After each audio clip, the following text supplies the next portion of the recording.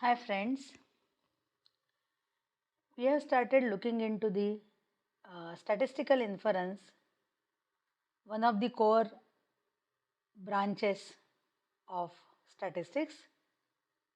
In the previous session, we have seen and tried to understand the estimation of parameters. In statistical inference, as you know now, that we want to infer about the population on the basis of the sample that we have collected. If we are modeling the population by some statistical distribution such as normal distribution, exponential distribution, Weibull distribution, log normal distribution, etc., then in the theory of estimation, we try to estimate the parameters of these distributions based on the sample values. The estimation of parameters has got two ways of estimation. One is point estimation and interval estimation. So in point estimation, we saw what is unbiased estimator. In confidence interval estimation, we saw what is meant by the confidence level and how does a confidence interval try to catch the unknown parameter value. The another branch of statistical inference is hypothesis testing. In today's session, we will see the concepts of the hypothesis testing and some typical statistical tests which are commonly used in any statistical analysis. Today's agenda is therefore hypothesis testing which comprise of the concepts of null and alternative hypothesis, 1 and 2 tailed hypothesis test, what are type 1 errors and type 2 errors, then the power of a statistical test, p-value, its interpretation and example. Up to this, it is the theory of statistical inference. The last 3 bullet points on this agenda are about 3 different tests which are commonly used in analysis, as I have said. One of them is z-test, which is the normal test actually for 2 sample means. Similarly, 2 sample t-test and 2 by 2 chi-square test and example. In these examples, I am considering now a typical situation of comparing the newly invented drug with existing drug, the standard drug, which is also called as active control, or in some cases with placebo also. So we are going to consider all these tests as 2 sample tests. There are hundreds and thousands of tests actually in statistical inference, but we are going to consider only this situation. The other statistical test which you come across, some of them we will cover in the analysis of variance in our next lecture, but the other statistical tests, once you know this first theory of statistical inference, you will be able to digest what they are trying to test. So let us begin with the study of statistical inference, in particular the branch of testing of statistical hypothesis. So first of all, what is a hypothesis? A hypothesis is an assumption about a population parameter. Now you know population parameter. Say normal mu sigma square, mu is the mean of normal distribution. So you make certain claim, you make a statement about that parameter mu. Then it is called as a hypothesis. For example, see average height of an Indian male, adult male is say 165 centimeter. This is one statement about that unknown population parameter mu. So we can call it as a statistical hypothesis. Now whether it is right or wrong, that we are not talking right now. We are just making certain statements or claims about the value of the population parameter. Now a hypothesis test or statistical test, or it is also known as test of significance, is a statistical procedure that is designed to test a claim in order to confirm or deny a claim about the population using data from a sample. So we want to test a hypothesis. For example, one might learn from a local chemist that a new drug A in the market has tremendous effect on treating arthritis and wonder if that is true. So the claim is that the new drug is efficacious on treating arthritis. In statistical test, you have to carry out that test and then infer about whether the statement made is correct or wrong. These statements that we make about the population parameter are further classified into null hypothesis and alternative hypothesis. We are making certain claim, so we are going to say that the claim is either right or wrong. There cannot be any third possibility. So we need two hypotheses, one for right and another for wrong. Now null hypothesis is the hypothesis that we begin with. It is the statement being tested in a statistical test. The test is designed to assess the strength of the evidence against the null hypothesis. It is denoted by H0, and under the null hypothesis, the distribution of the test statistic is known, which helps us to compute the value of cutoff point for a fixed value of alpha. Now, even though you find all these statements little bit complicated and clumsy, I am going to make the things easy for you. Null hypothesis, as it means, it talks about null. Null is no difference. So we will say that there is no difference.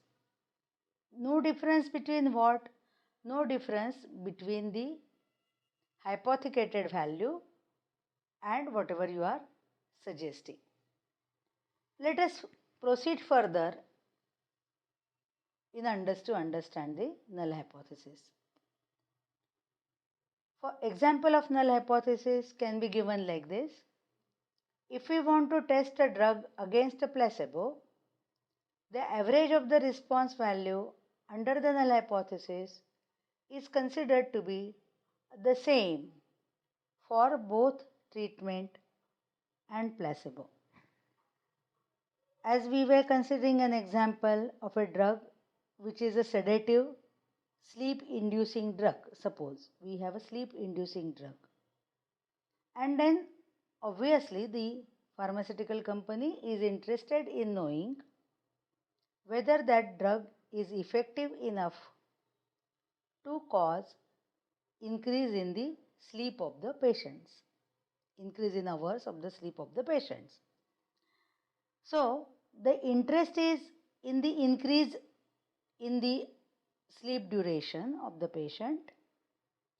But the null hypothesis, we will not say that the drug is effective or the drug is inducing more and more sleep. The null hypothesis will always be that the drug is not effective. Now, this looks like a paradox, right? Because we are interested in something and we are claiming something else, or in fact, we are claiming the opposite.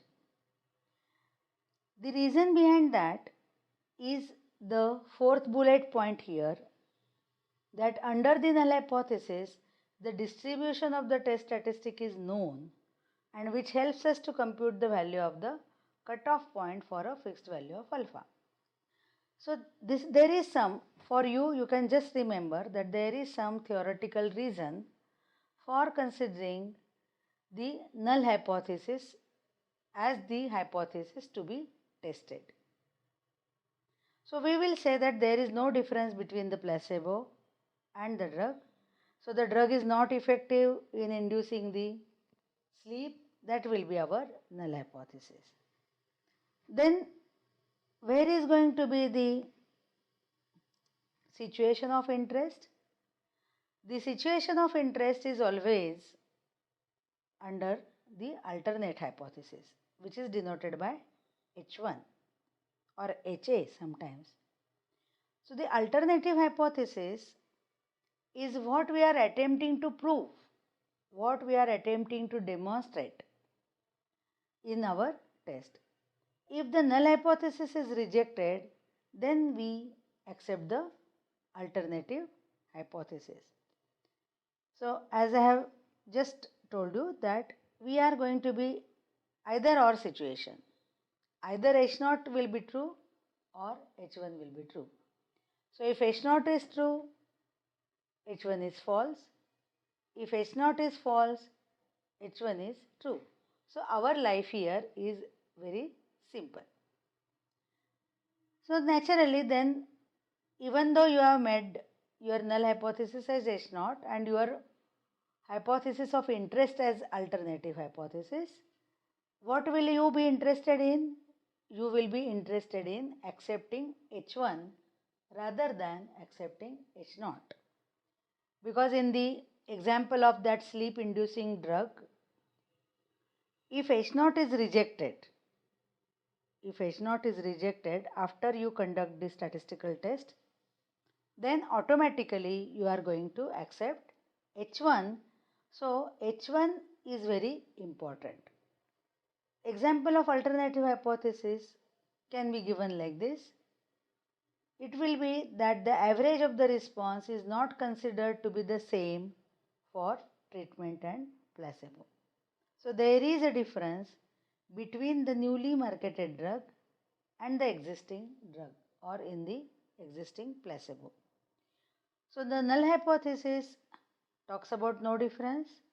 Alternative hypothesis talks about whatever you want to prove, whatever claim you want to establish. I suppose with this, let us proceed further. Then the null hypothesis is a very naive hypothesis because it's talking about equality between the two. But then the alternative hypothesis can take some approach. For example, I am continuing the same example of sleep inducing drug. Then you are going to say that the number of hours of sleep, average number of hours of sleep of a patient after having that drug should be significantly more than those of the patients who have not been administered with that drug. So those who are taking the drug will sleep for more hours. Those who have not taken the drug will sleep for lesser hours. So that's what we want to say in the alternative hypothesis. We are not going to say that the patients who are taking that drug will sleep for lesser hours than those who are not taking, because our drug is sleep inducing drug, so it cannot work the other side of the story. So in that case, if we are cocksure that the drug will definitely not reduce the sleep, at least whether it increases the sleeping hours or not, that's a different thing, but it should not work at least the uh, reverse way, and therefore we will have one tail hypothesis. The alternative hypothesis will be one tailed. What is the meaning of one tailed hypothesis? That it is used when the alternative hypothesis is being stated using sign less than or greater than. In the current example, it will be greater than. If you are talking about reducing the hypertension, reducing the blood pressure, for example, we have invented the drug and the drug is reducing the blood pressure or aimed at reducing the blood pressure, then the systolic blood pressure should be less than whatever the current or placebo blood pressure. Okay, you will come to know or you will understand the concepts when we will take the examples and or whenever you come across different such situations. So the point which I want to make is that there are going to be either one-sided tests or two-sided tests. One-sided test is referring to a test of hypothesis against a one-sided alternative. It will be like this. So null hypothesis says that mu is equal to mu naught against H1 mu is less than mu naught. This is a single sample hypothesis written.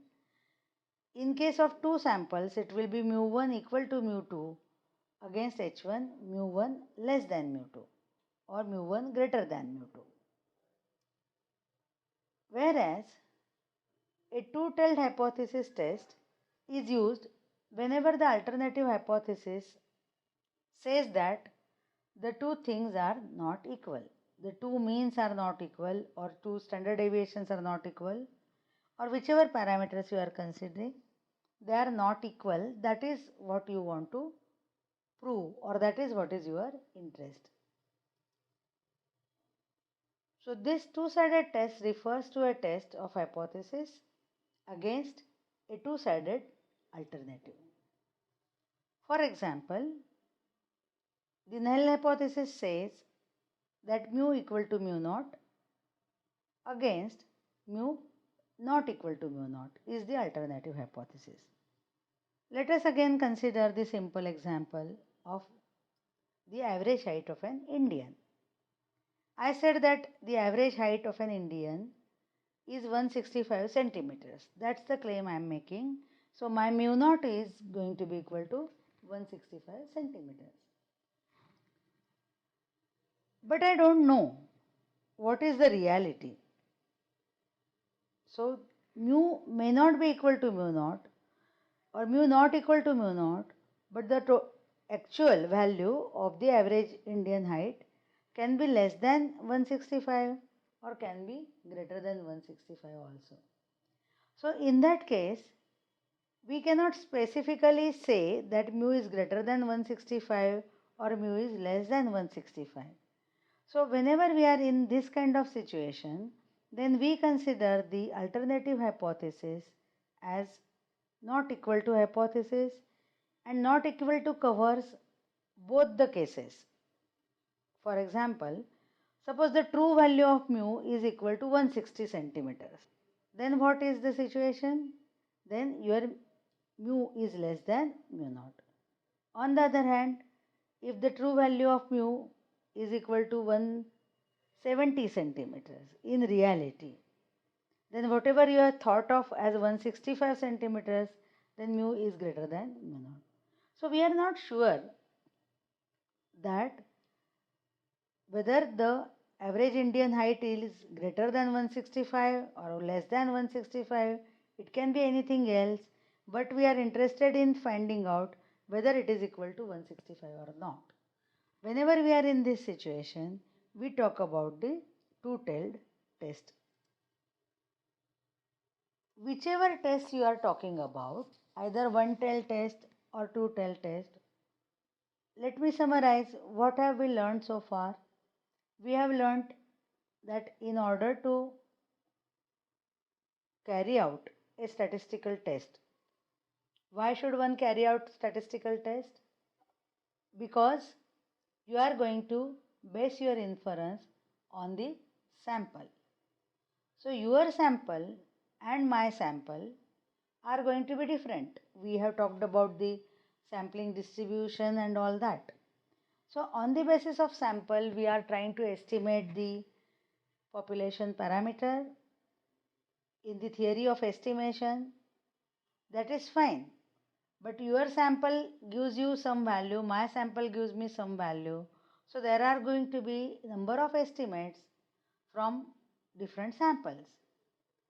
One has to find out which is the value this population parameter is taking.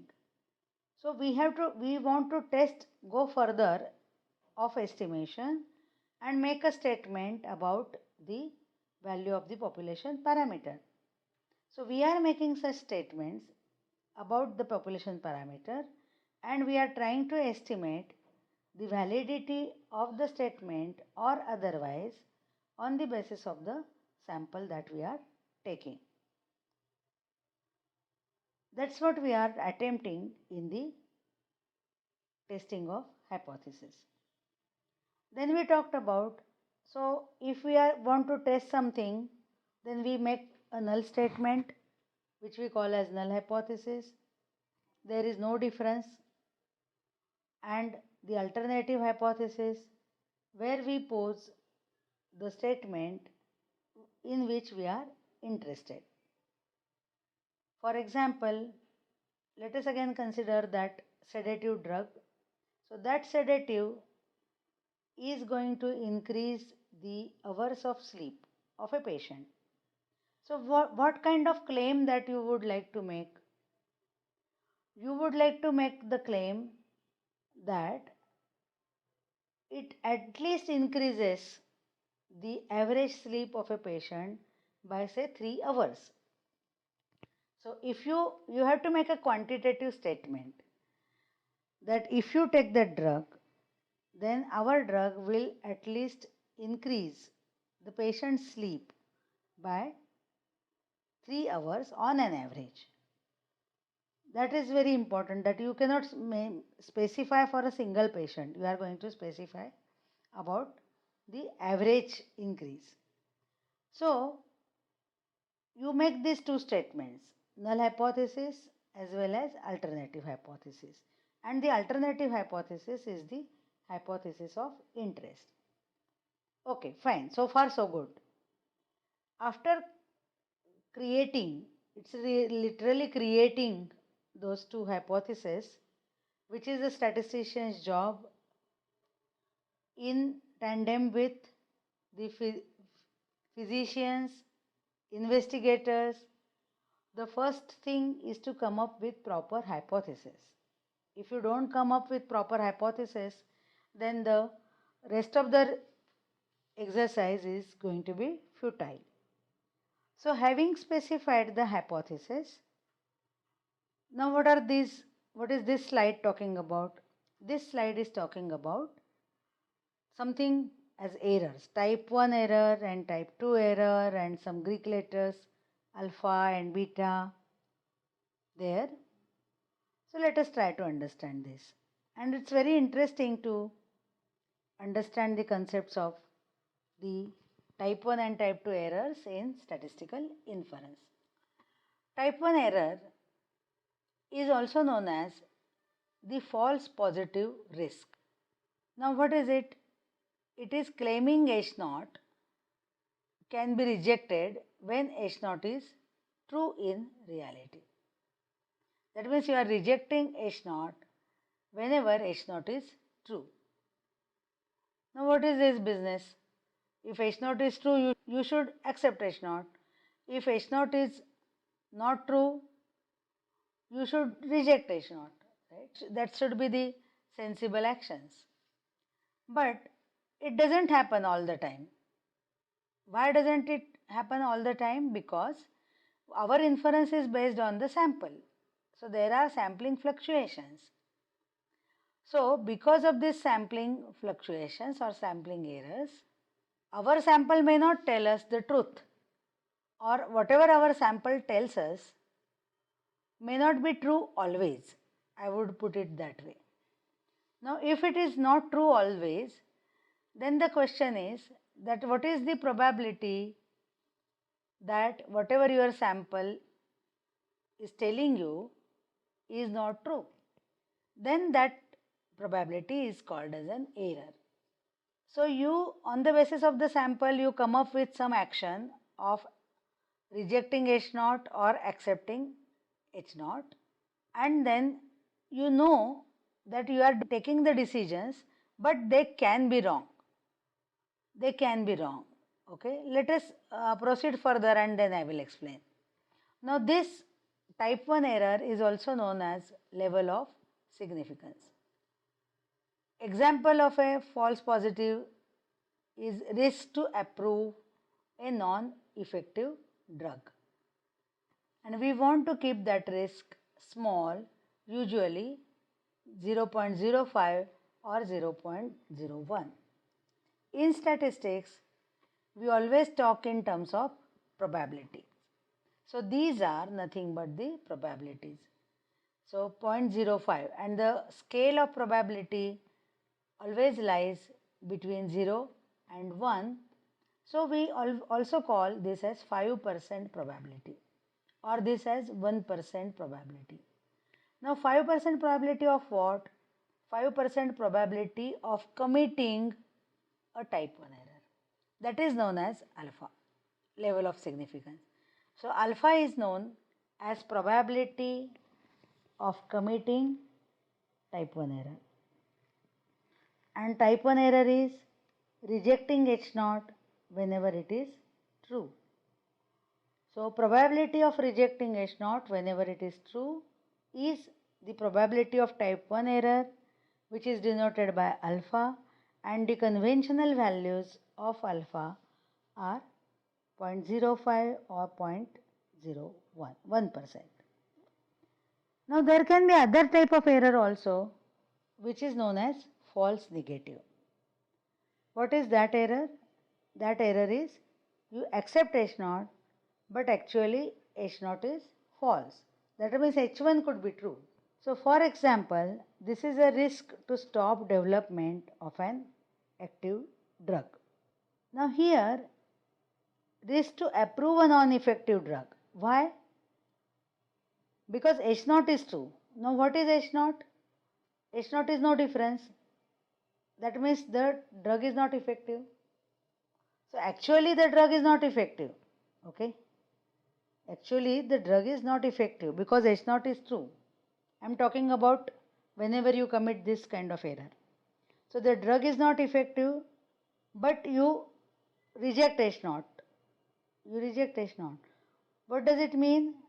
That means you accept H1, the alternative hypothesis.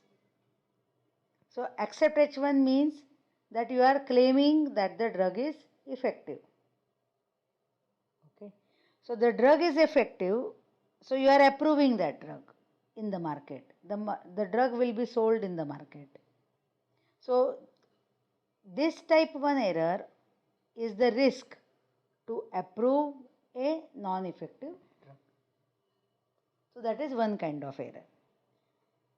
Means in reality the drug is not at all effective, but you are saying that the drug is effective, in short. And that error can be made smaller and smaller, but generally we will go by 5%. I will elaborate on these concepts with the help of a table. But let us try to understand what is the implication of committing these kind of errors. So When you commit the type 1 error, then you are approving a non-effective drug. And suppose it is a cancer drug, then the things, how alarming the situation would be, that the drug is non-effective but you are administering them to patients hoping that they will get cured. So that this is going to be the type 1 error. Whereas type 2 error is accepting H0 when H0 is false in reality. So H0 is false means what is true? H1 is true. So H1 is true means that the drug is effective.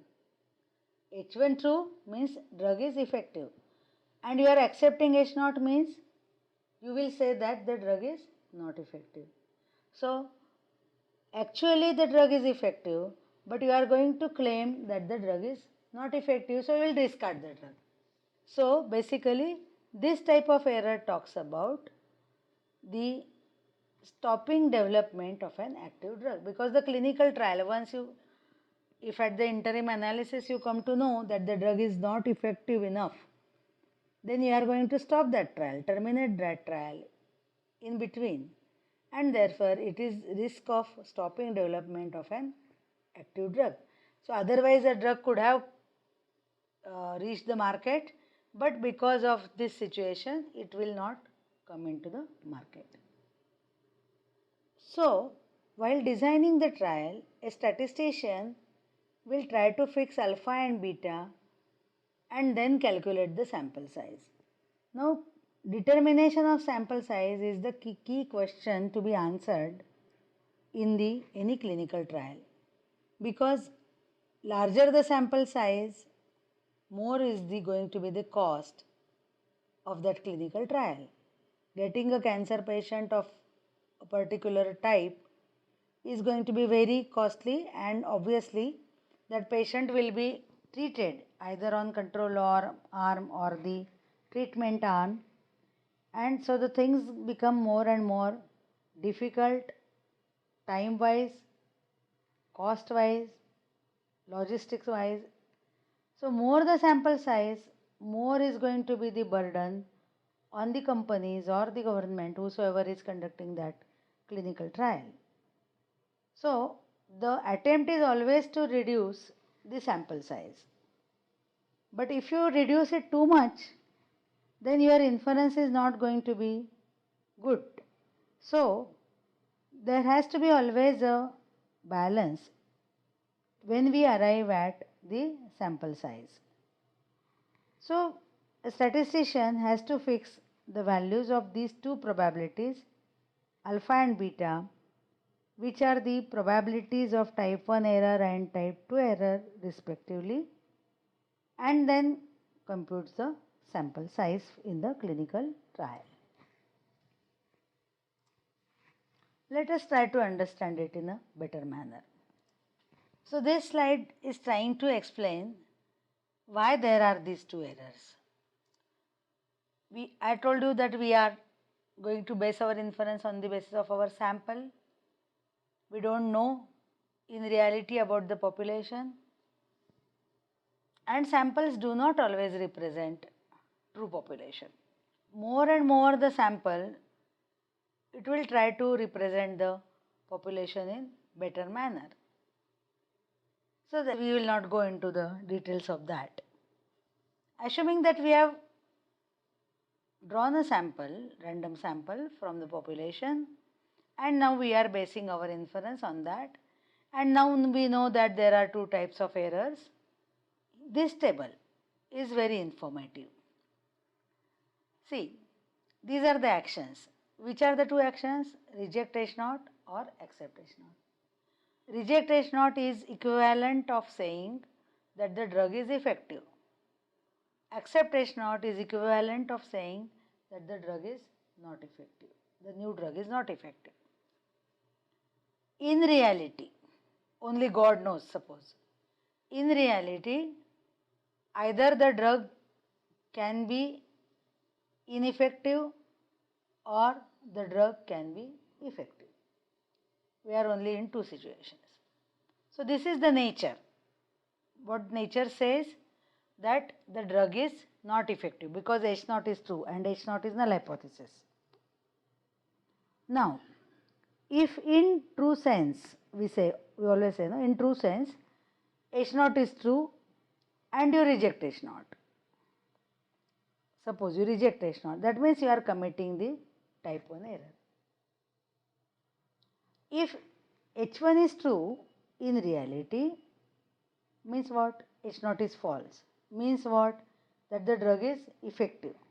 So, if H1 is true and you say that reject H0, that means accept H1. See, these are the two sides of the same coin. Reject H0 is accept H1. Accept H1 is say that the drug is effective. It's as simple as that. So, drug is effective, you are declaring that the drug is effective. That means you are taking a correct decision. Here, drug is not effective, you are also saying that the drug is not effective. So, it's a correct decision. Here, drug is effective, but you are saying that the drug is not effective. So, this is the type 2 error, and their probabilities are alpha and beta respectively. So, these two are correct decisions, these two are wrong decisions, and any of these possibilities is possible, any of these situations is possible when you are basing your inference on the basis of your sample.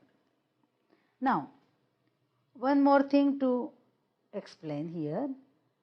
If we are calling this probability as alpha, the level of significance, this is the probability of type 1 error, namely rejecting H0 when H0 is true.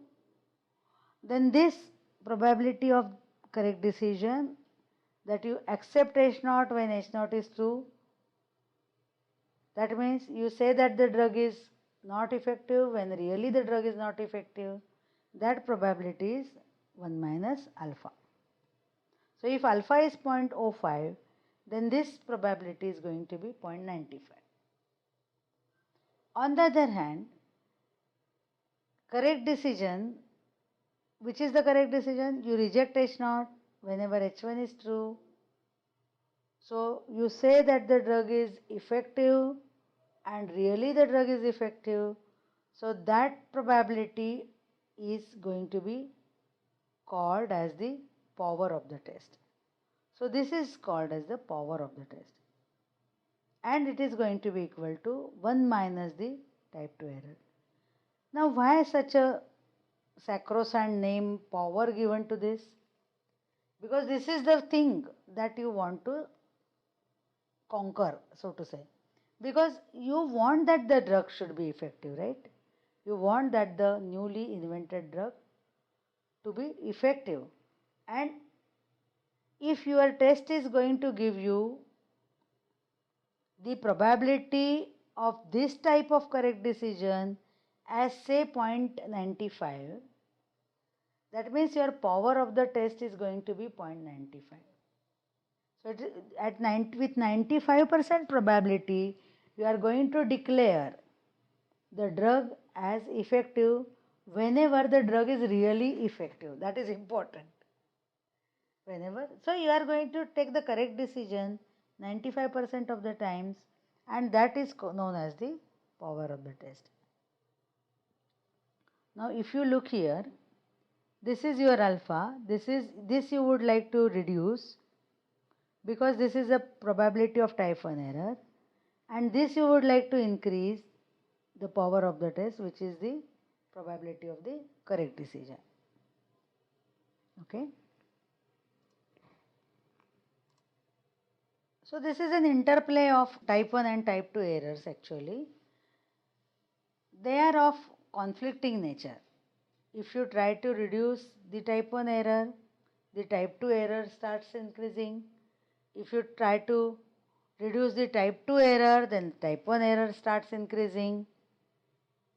If we try to minimize the first error, the same thing is written here. Now, type 1 error is considered to be more serious. It is fixed at a certain level, alpha 0.05 or 0.01, and then the power is maximized.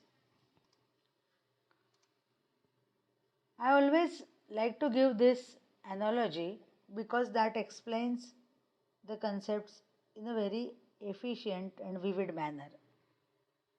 So there is a trial, and then the judge is giving the decision or declaring that the accused person is guilty or not guilty. Okay. So these are the verdicts, these are the different actions, declaring the accused person either as guilty or not guilty. Now the judge always gives the result on the basis of the evidences that he gathers, right, in any judiciary trial. Now the truth can be that the person can be innocent or the person can be really guilty. Now on the basis of the evidence, this judge is declaring the verdict either as guilty or not guilty. Now see, this is like our type 1 error. What does it say? That the person is not guilty, that is innocent, but the judge declares him as guilty. So this is type 1 error. So the innocent person goes to jail. This is correct decision, this is correct decision. This particular decision also wrong, that the truth is that the person is guilty, but the judge declares him as not guilty or declares him as innocent. Because we always read that because of lack of evidence, this person was acquitted. So, out of these two errors, both of them are errors, but committing this kind of error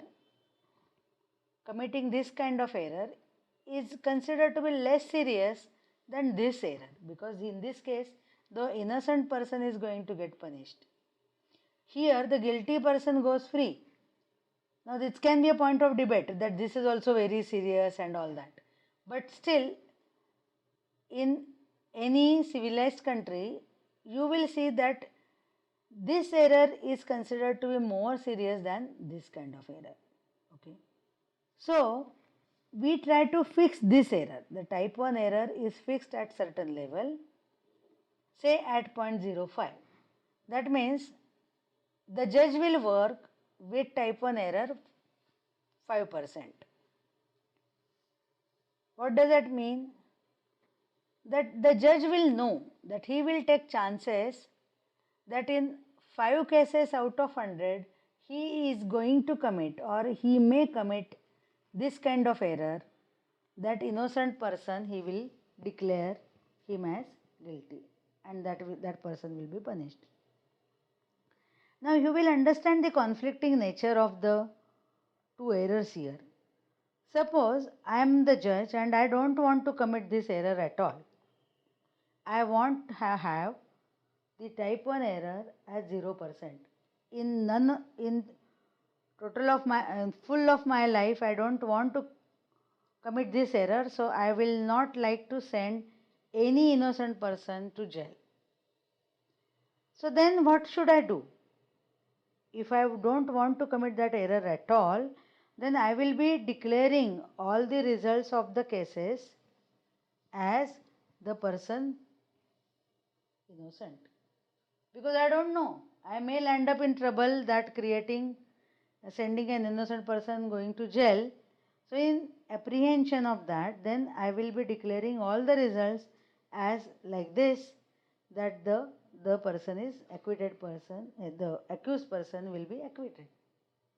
So in that case, then I will be committing this error 100% of the times.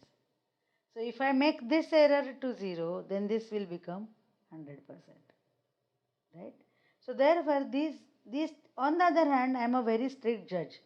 I don't want to commit this error at all. I don't want to declare a guilty person innocent ever in my life. Then in that case, I will make this error 0. I want to make this error as 0% of the times. Then this error will be maximized 200%, because all the time I will be declaring the results as no, that person is guilty. So, in short, these two errors are of conflicting nature. Then what is the way out? So, in statistical inference, there are other ways of tackling these issues also, but we will not go into those details. Take the sum of the two errors and then try to minimize and blah blah blah. But then we are into the theoretical statistical inference, which we don't want to do now. So considering this error as more serious, this is fixed. Okay, so this is serious. As a judge, what do you think that what is the maximum percentage that you would like to work with that kind of error? I say that 5%. Okay, so this 5% will be called as the level of significance. So this is fixed at that 5%, and then you would like to maximize this correct decision. What was the correct decision in the previous case? See, this was the correct decision, right? So, in statistical inference, you fix the value of alpha at some level and then you try to increase the power. That means you try to decrease the type 2 error. And that is why this power is very important, as well as this level of significance is also very important. This is fixed at certain level with which you will abide by throughout the course of the study, and then this particular probability, which is the power of rejecting H0 whenever H0 is false, depends on several other things also. It depends on the sample size mainly. So you will try to increase the power with sample size and then by fixing the value of alpha. So you will always hear these statements that this is the most powerful test, or the power of the test that we want to have is at least 0.9, etc. So a test power is defined by 1 minus beta, which is the probability of the null hypothesis getting rejected whenever it is not true, which is in our drug context the hypothesis, the probability of saying that the drug is effective whenever the drug is really effective. Okay. See, whenever it is not true, it is regarding that null hypothesis. So H1 is true here. For the fixed significance level alpha, the sample size will determine beta and therefore the power of the test. The power is always a function of sample size. As you increase the sample size, the power of the test also increases. Obviously, the powerful test has a small chance of type 2 error because power is nothing but 1 minus beta, where beta is the type 2 error. Here is some illustration. Suppose that administration of a drug was suspected to cause increased alkaline phosphate levels in adult males, a population known to have an alkaline phosphate mean of 60 units per inch in a certain laboratory. To test this, one can create the null hypothesis as mu equal to 60 versus mu greater than 60. Now, why mu greater than 60? Because suspected to cause increased alkaline. So you know that it is bound to increase. Either it will stay at 60 or it will be greater than 60, but it can never be less than 60. So you are ready to work with the one-tailed hypothesis here, where mu represents the population mean alkaline phosphatase in all men who might qualify to receive the drug and be tested at this testing facility. There is another concept of this p-value. The p-value is the actual probability of obtaining the calculated test statistic or a value in a more extreme part of the rejection region when H0 is true. The smaller the p-value is, the stronger the evidence against H0 provided by the data. Conventionally, the p-value is compared with the level of significance alpha. If the p-value is less than alpha, then H0 is rejected. This implies that the drug is effective as compared with the placebo. So far we have understood the formulation of the problem in terms of the two hypotheses. Then we said that there are going to be two types of errors and also the power of the test. But we haven't seen the test as such. What is a statistical test? How do we conduct a statistical test? So, in order to understand the p-value, we should first consider an example or a problem where we actually conduct a statistical test. We will do that in our next session, and then we will have a relook at the p-value, because this is a very, very important concept to be understood thoroughly.